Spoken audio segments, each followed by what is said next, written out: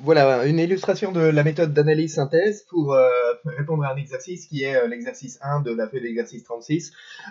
L'espace vectoriel dans lequel on travaille, c'est l'espace des fonctions continues sur 0 à 1 valeur dans R, et à l'intérieur, on considère deux sous-espaces vectoriels.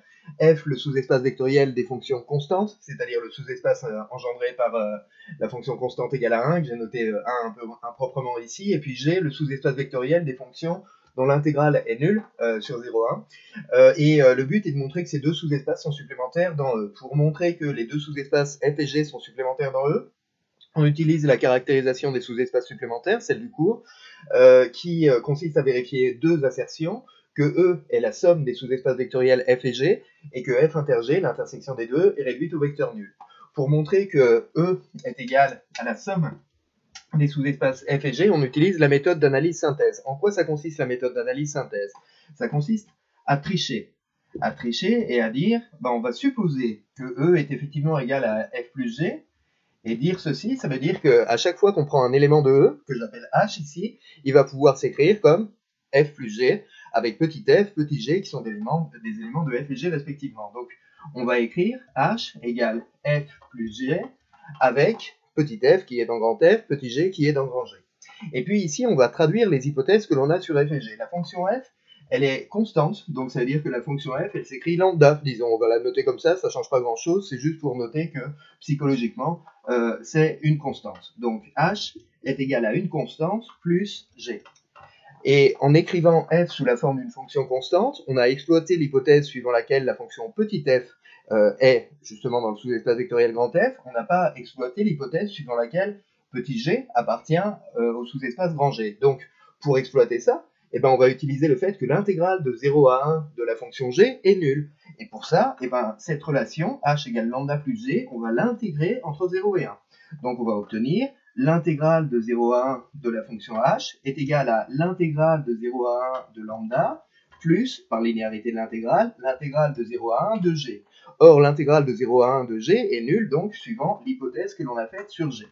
L'intégrale de 0 à 1 de lambda, c'est l'intégrale de 0 à 1 d'une constante, donc c'est simplement lambda fois la longueur de l'intervalle 0 à 1 c'est 1, donc c'est juste lambda. Conclusion, on en déduit que lambda est égal à l'intégrale de 0 à 1 de la fonction h. Au final, qu'est-ce qu'on a on a fini ici la partie qui est la partie analyse, et la partie synthèse, c'est celle qui consiste justement à partir de ce que l'on a obtenu pour la valeur de lambda, et d'écrire judicieusement qu'une fonction h qui est dans E, on va la casser en deux morceaux, l'intégrale de 0 à 1 de la fonction h, c'est ça ce qui joue le rôle de la constante, plus la fonction h moins l'intégrale de 0 à 1 de la fonction h.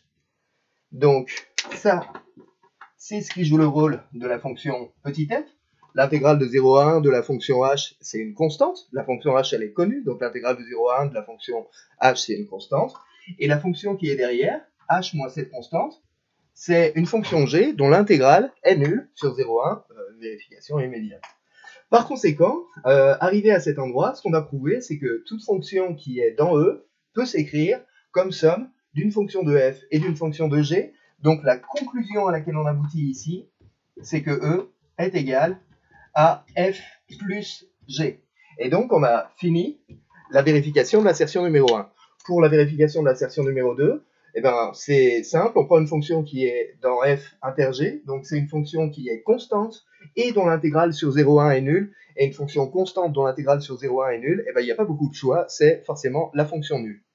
Donc, si une fonction est dans f inter g, alors c'est forcément la fonction nulle, et donc cette intersection de f et de g est égale à la fonction nulle de E, c'est-à-dire donc au vecteur nul de l'espace vectoriel E. Et voilà comment on peut conclure et mettre un rond autour du plus ici et dire que f et g sont effectivement supplémentaires dans E. Donc voilà pour cette première illustration de la méthode d'analyse-synthèse, donc dans un contexte qui est le contexte des fonctions ici. Suite prochainement pour de nouvelles aventures sur cette méthode. Au revoir.